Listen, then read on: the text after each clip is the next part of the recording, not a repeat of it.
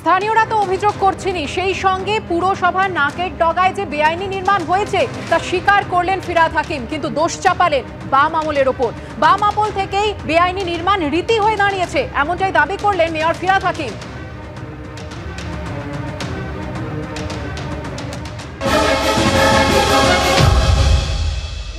না, এটা লিগ্যাল বাড়ি না, ইললিগ্যাল বাড়ি হচ্ছিল এবং সেই অনুযায়ী আইন অনুযায়ী যা যা ব্যবস্থা নেওয়া সেটা আমরা নেব।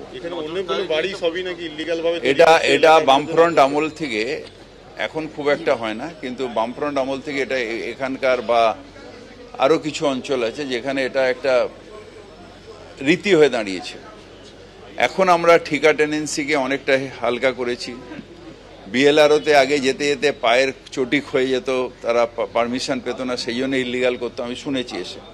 সেই জন্য বিএলআরও অফিসটাকেও নিয়ে গেছি কর্পোরেশনে, মানে অ্যাডেড এরিয়ার বিএলআর অফিসটাকে। ঠিকা টেনেন্সিটাকে একেবারে ইজি করে দিয়েছে।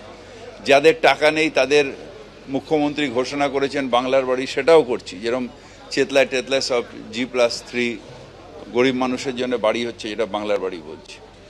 আমরা সব রকম চেষ্টা করি, তারপরে যদি কোন গলিতে কে ইলিগাল করছে এটা আমাদের পক্ষে জানাটা খুব মুশকিল। আর এই মুহূর্তে আমরা টেলিফোনে যোগাযোগ করে নিয়েছি সিপিএম নেতা এবং আইনজীবী বিকাশ রঞ্জন ভট্টাচার্যের সঙ্গে। বিকাশ বাবু, আপনি শুনলেন যে ঘটনা ঘটেছে গার্ডেন রিচে, বহুতল ভেঙে পড়ে দুজনের মৃত্যু হয়েছে এবং এতজন প্রাণের সঙ্গে প্রাণ বাঁচানোর লড়াই করছেন, সেখানে এই ঘটনা এবং মেয়র ফিরহাদ হাকিম তিনি বলছেন বেআইনি নির্মাণ ছিল এবং পুরোটাই বাম আমল থেকে শুরু হয়েছে এই রীতি। কি বলবেন? আপনি তো প্রাক্তন মেয়র, আপনি মেয়র ছিলেন, আপনি দায়িত্ব সামলেছেন, কি বলবেন? কত বড় অপদার্থ প্রশাসক হলে তার চোখের সামনে 10-11 বছর ধরে একটা বাড়ি নির্মাণ হচ্ছে, বেআইনি বাড়ি, নিজেই বলছেন।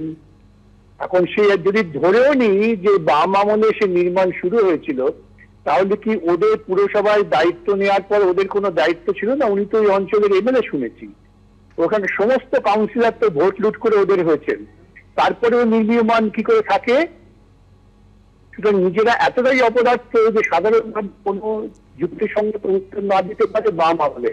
আমাদের পাড়ার ছেলেরা ঠাট্টা করে বলে যে বাম আমলেই তো মমতার উত্থান, তোমাকে মমতার উত্থানের জন্য বাম আমলকে দায়ী করতে হবে? এই সমস্ত অপদার্থ যারা নিজেরা সাধারণ কাজ করেন না, দুর্নীতিটা এত বেড়ে গিয়েছে এই তৃণমূল আমলে, যে আমলে মেয়র নিজে চেয়ারে বসে হাতে টাকা নেন, তাদের কাছে এই সমস্ত কথা ছাড়া অন্য কোনো কথাটা আশা করাটাই পশ্চিমবঙ্গের মানুষের পক্ষে বাতুলতা হয়ে গেছে। পশ্চিমবঙ্গের মানুষ, কলকাতার মানুষ যে কত বড় ভুল করেছেন আগামী দিনে টের পাবে। ধন্যবাদ বিকাশ বাবু।